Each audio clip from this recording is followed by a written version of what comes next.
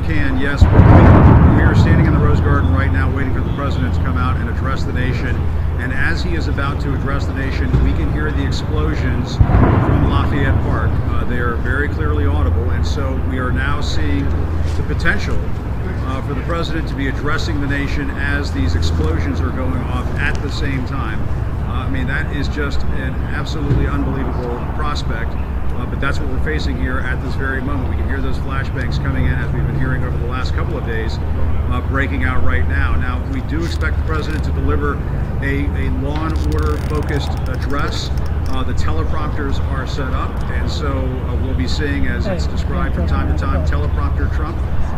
That potentially means he won't be taking any questions, but as you know, expect the unexpected with the president. He may deliver these remarks and then decide to take questions. But my sense of it is, Wolf, is that he's going to be explaining why we saw those military vehicles transporting those troops over to the park to try to help quell this disturbance.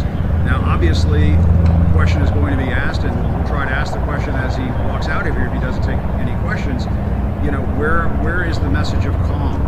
Where is the message of trying to calm things down around this country? Because obviously you can send in the cavalry, you can send in all of these military forces. That doesn't necessarily make the protesters go away unless you want to really crack some skulls out there. And those are images that this White House has to realize comes with a massive political risk. But getting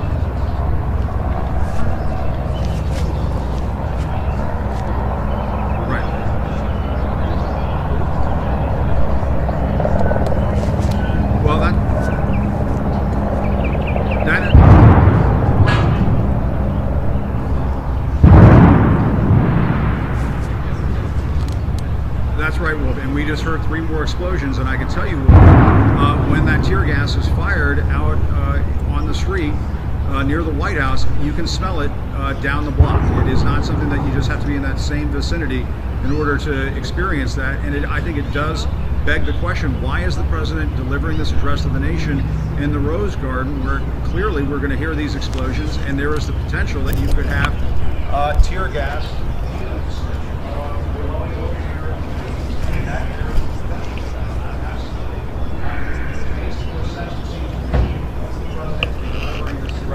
inside the White House, east room or the Oval Office, or even in the White House briefing room. To do it out here in the Rose Garden, I think there is an element of risk to it. I think I'll just say that that's not the case. That's certainly the case.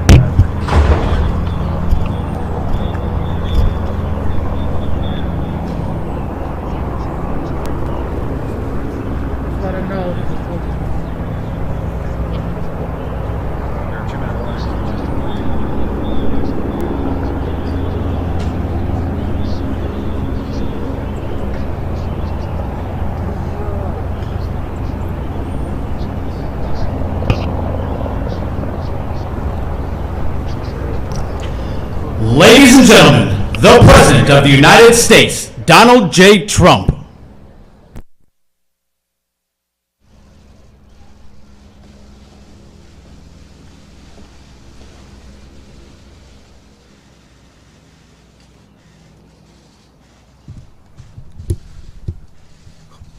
Thank you very much.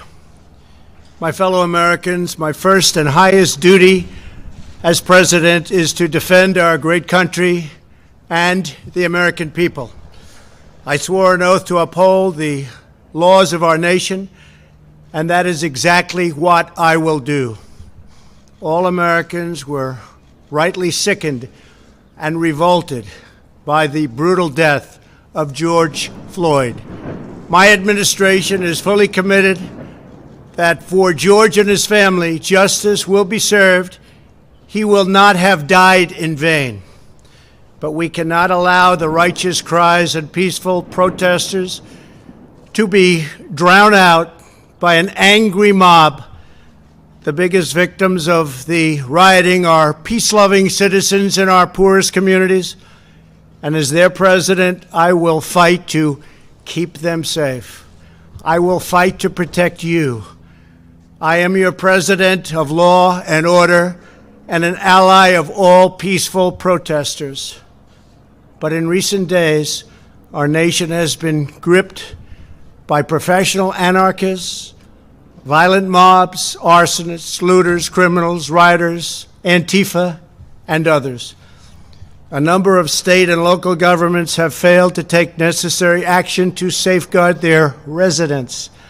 Innocent people have been savagely beaten, like the young man in Dallas, Texas, who was left dying on the street, or the woman in upstate New York viciously attacked by dangerous thugs.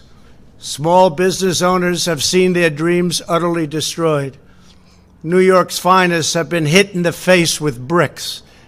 Brave nurses who have battled the virus are afraid to leave their homes. A police precinct has been overrun here in the nation's capital. The Lincoln Memorial and the World War II Memorial have been vandalized. One of our most historic churches was set ablaze. A federal officer in California, an African-American enforcement hero, was shot and killed. These are not acts of peaceful protest. These are acts of domestic terror. The destruction of innocent life and the spilling of innocent blood is an offense to humanity and a crime against God. America needs creation, not destruction, cooperation, not contempt, security, not anarchy, healing, not hatred, justice, not chaos. This is our mission, and we will succeed. 100%, we will succeed. Our country always wins. That is why I am taking immediate presidential action to stop the violence and restore security and safety in America. I am mobilizing all available federal resources, civilian and military, to stop the rioting and looting, to end the destruction and arson, and to protect the rights of law-abiding Americans, including your Second Amendment rights. Therefore, the following measures are going into effect immediately. First, we are ending the riots and lawlessness that has spread throughout our country. We will end it now.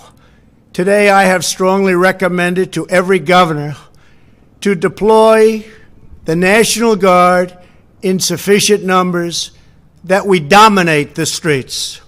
Mayors and governors must establish an overwhelming law enforcement presence until the violence has been quelled.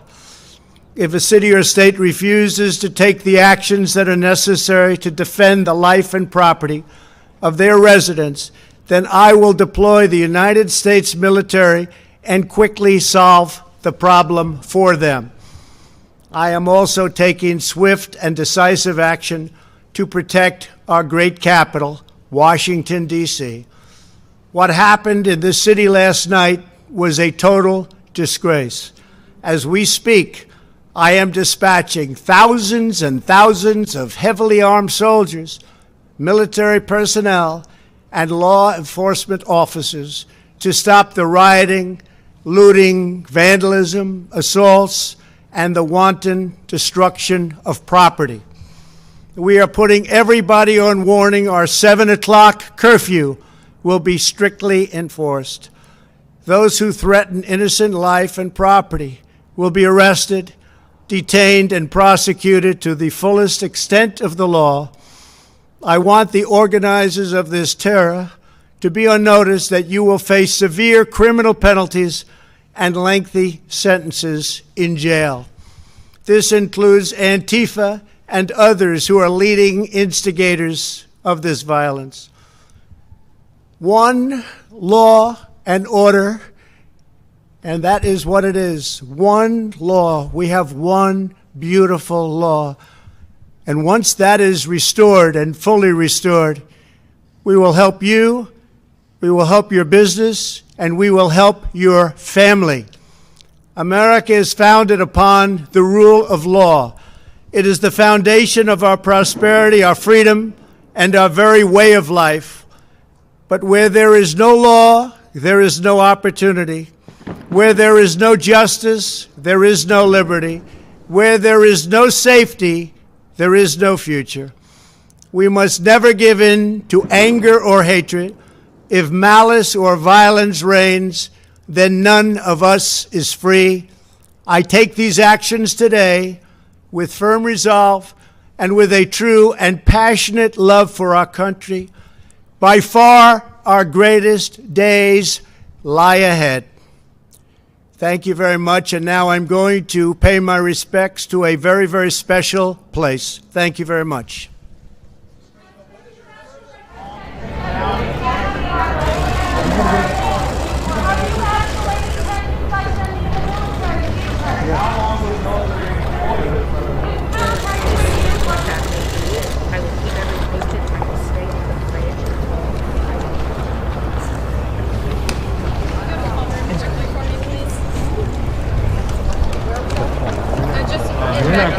No, I know.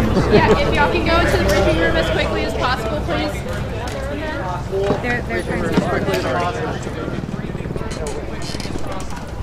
briefing cell. Okay.